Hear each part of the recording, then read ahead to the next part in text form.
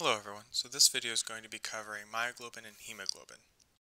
Now the key difference between myoglobin and hemoglobin is that myoglobin is a monomer, which means it only has a single heme group, allowing it to only have one oxygen molecule to bind at a time, while hemoglobin is a tetramer, meaning that it can have up to 4 molecules of oxygen binding to it at a time. But despite the fact that hemoglobin can have more oxygen molecules binding to it, myoglobin actually has a higher affinity for oxygen than hemoglobin.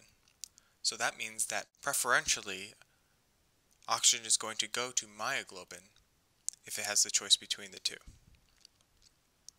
Now, the structure of the tetramer for hemoglobin is also pretty important. So the structure breaks down into alpha and beta subunits, and these alpha and beta subunits come together to form an alpha-beta dimer.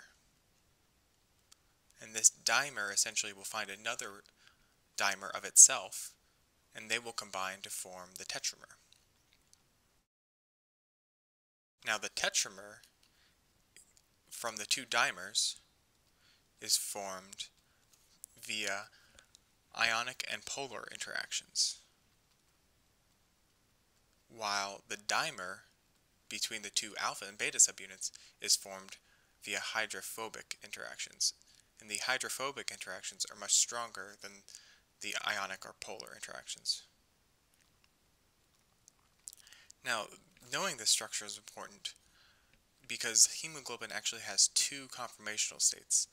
That is the taut state, or the T state, in which it has a lower affinity for oxygen, and the relaxed state, or R state, in which it has a higher affinity for oxygen.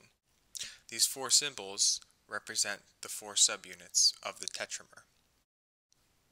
Now the change in conformation can be represented by an oxygen affinity curve, in which we have the amount of oxygen in the blood, or the pressure of oxygen, on the x-axis, and the saturation, which I'm denoting as y, which is the amount of oxygen that's actually bound to hemoglobin within the blood, so the percentage of oxygen.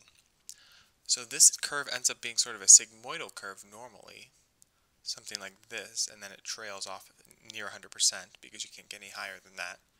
But the curve, depending on whether it's in the T state or the R state, can shift to the right or left.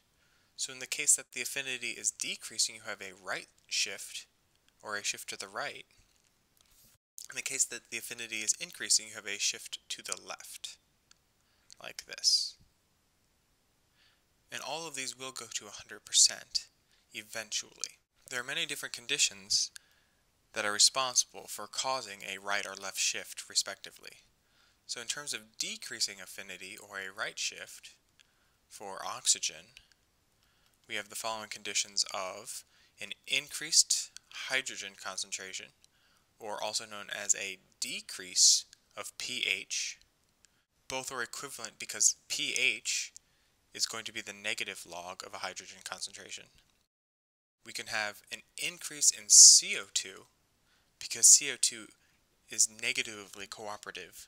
We can have an increase in temperature, and finally we can have the presence of a molecule known as BPG, or biphosphoglycerate, or sometimes diphosphoglycerate. And BPG is an interesting case because it acts as sort of a peg in the hole between the 4 subunits, and it acts to stabilize this T state. Now what about, on the other hand, with an increase in affinity, or a shift to the left?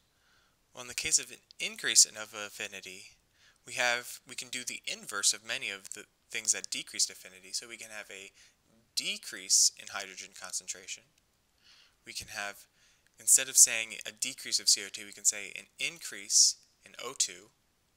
And also a very interesting case is an increase in carbon monoxide. Now carbon monoxide is interesting because, as many of you may know, it's actually toxic. It's poisonous to us. And that is because carbon monoxide actually binds to heme more strongly than oxygen will. So when this happens, it will bind to a heme group, and it will not be able, that heme group will not be able to bind any more oxygen.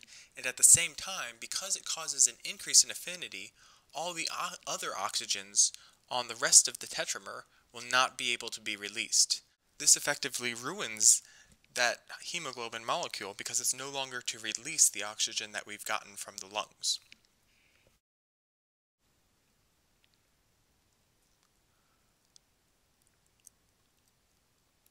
So now let's look at this T state and R state in a bit more detail. So what is causing these two states to conform from one to the other? There's two main theories that describe how we get from a T state to an R state. The first theory is called the Menard Model. And the Menard Model essentially states that these two transfer from one another and all of the subunits are either all relaxed or all taut, and that's the extent of the model. Now there's also another version known as the Koshland model.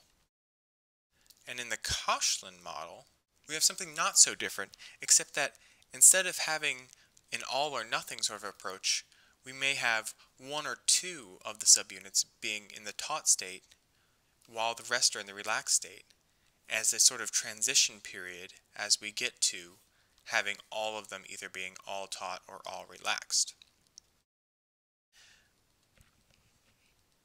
So the subunits in the Koshland model are all individual from one another, while in the Menard model they all must be in the same conformation at the same time. Now the last thing I want to talk about is the Bohr effect and the Haldane effect.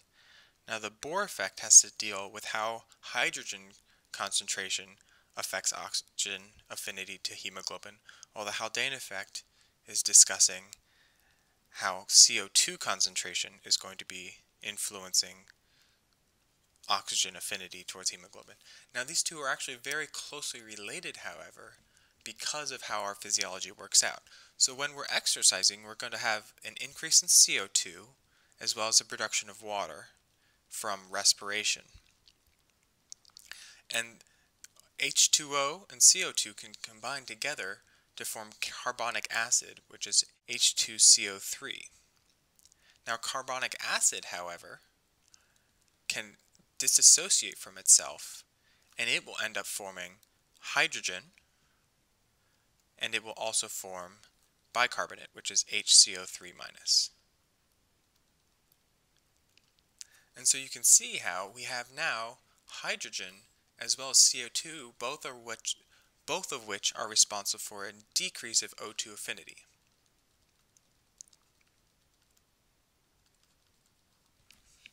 Now the Bohr effect is the result of a salt bridge. And the salt bridge is created from the protonation of a specific amino acid, histidine 146. And then this protonation then causes a connection to be formed to aspartate 94. And these are just specific amino acids on the beta subunit. And this salt bridge, which is the result of an increase of hydrogen, because this is being protonated, this salt bridge will then decrease oxygen affinity because it stabilizes the T state. Now the Haldane effect has something to do with the concept of positive cooperativity. And positive cooperativity simply means that when oxygen binds to a hemoglobin, that it will also increase the chances that more oxygen will bind to that hemoglobin. So in this case, if we say we have a T state, and we have one oxygen molecule bind to one of the subunits, that means that it will also increase the chances of all the other subunits binding to oxygen as well. Now what happens in the Haldane effect, however, is that you have this increase of CO2, and that essentially does the opposite of positive cooperativity. It's negative cooperativity. So you've got a R state here where all of these subunits are bound to oxygen, so they're all positively cooperating with one another. But then a CO2 comes along and bumps off one of the oxygens bound to a heme group. And that means that it's no longer as positively cooperating as it was previously, which overall will decrease the O2 affinity.